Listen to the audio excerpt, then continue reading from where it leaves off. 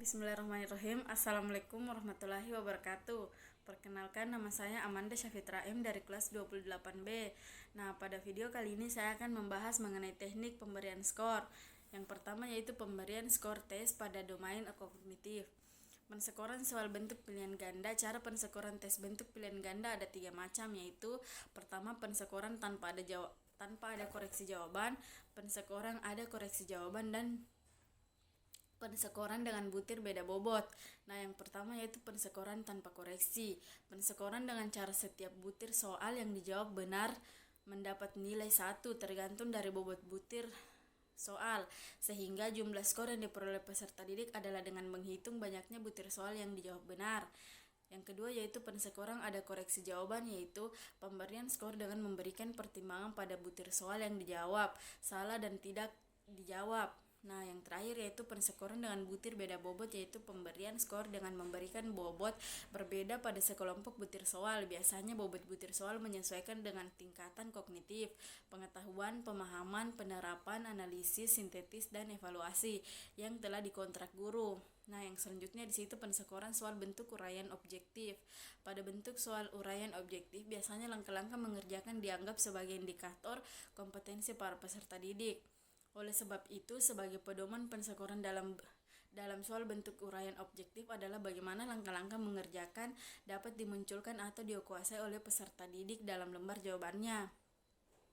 Untuk membuat pedoman pensekoran, sebaiknya Anda melihat kembali rencana kegiatan pembelajaran untuk mengidentifikasi indikator-indikator tersebut. Nah, yang selanjutnya itu pensekoran soal bentuk uraian non-objektif. Prinsip pensekoran soal bentuk uraian non-objektif sama dengan bentuk uraian objektif, yaitu menentukan indikator kompetensinya. Nah, yang selanjutnya itu pembobotan soal bentuk campuran. Dalam beberapa situasi bisa digunakan soal bentuk campuran, yaitu bentuk pilihan dan bentuk uraian. Pembobotan soal bagian soal bentuk pilihan ganda dan bentuk uraian ditentukan oleh cakupan materi dan kompleksitas jawaban atau tingkat berpikir yang terlibat dalam mengerjakan soal. Pada umumnya cakupan materi soal bentuk pilihan ganda lebih banyak, sedangkan berpikir yang terlibat dalam mengerjakan soal bentuk uraian biasanya lebih banyak dan lebih tinggi. Nah, selanjutnya di sini akan kita bahas yaitu pemberian skor tes pada domain afektif. Nah, domain afektif ikut menentukan keberhasilan belajar peserta didik. Paling tidak ada 2 komponen yang dalam domain afektif yang penting untuk diukur, yaitu sikap dan minat terhadap suatu pelajaran. Sikap peserta didik terhadap pelajaran bisa positif, bisa negatif, atau netral. Langkah pembuatan instrumen domain afektif termasuk sikap dan minat adalah sebagai berikut. Yang pertama yaitu pilih ranah afektif yang akan dinilai, misalnya sikap atau minat. Yang kedua yaitu menentukan indikator minat, misalnya kehadiran di kelas, banyak bertanya, tepat waktu mengumpulkan tugas, catatan di buku rapi, dan sebagainya. Selanjutnya ditanyakan pada peserta didik. Nah, yang ketiga yaitu pilih tipe skala yang digunakan, misalnya Likert dengan 5 skala, sangat berminat, sama saja, kurang berminat, dan tidak berminat. Yang keempat yaitu telaah instrumen oleh sejawat. Yang kelima yaitu perbaiki instrumen. Yang keenam, siapkan kuesioner atau inventory laporan diri. Dan yang terakhir yaitu skor inventory. Selanjutnya analisis hasil inventory skala minat dan skala sikap. Nah, yang ketiga yaitu pemberian skor tes pada domain psikomotor. Yang pertama, penyusunan tes psikomotor.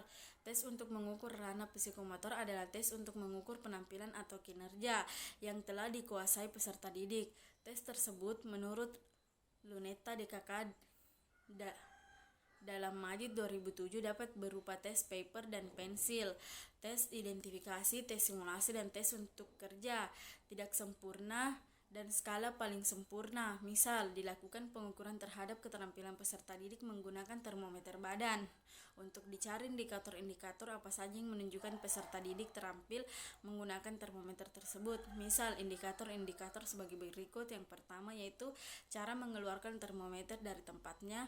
Yang kedua, cara menurunkan posisi air raksa serendah-rendahnya. Yang ketiga, cara memasang termometer pada tubuh orang yang diukur suhunya. Yang keempat yaitu lama waktu pemasangan termometer pada tubuh orang yang diukur suhunya. Yang kelima, cara mengambil termometer dari tubuh yang dari tubuh orang yang diukur suhunya, dan terakhir yaitu cara membaca tinggi air raksa dalam pipa kapiler termometer. Nah, yang selanjutnya yang saya akan bahas di sini yaitu mengubah skor dengan penilaian acuan patokan. Yang pertama yaitu konsep pendekatan penilaian setelah kegiatan penskoran dilakukan. Maka tugas Anda sebagai guru adalah mengolah skor-skor hasil tes menjadi standar atau nilai standar yang menggambarkan nilai prestasi para peserta didik, mutu pembelajaran yang telah Anda lakukan selama waktu tertentu. Yang kedua yaitu pendekatan PAP.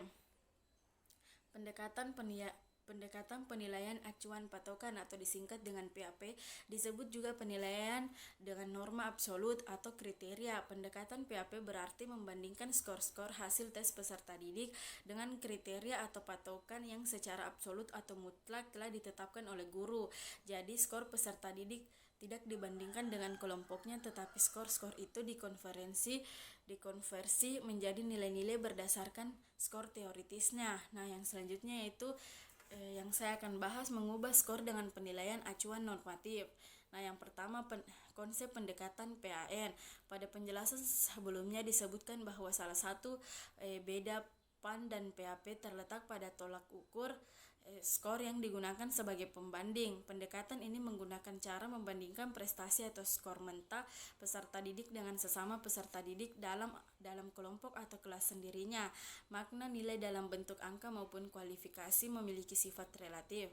Artinya bila Anda sudah berhasil menyusun pedoman konversi skor berdasarkan tes yang sudah dilakukan pada suatu kelompok atau kelompok, maka pedoman itu hanya berguna bagi kelompok atau kelas itu, dan kemungkinan besar pedoman itu tidak berguna bagi kelompok atau kelas lain karena distributor skor peserta tes sudah lain.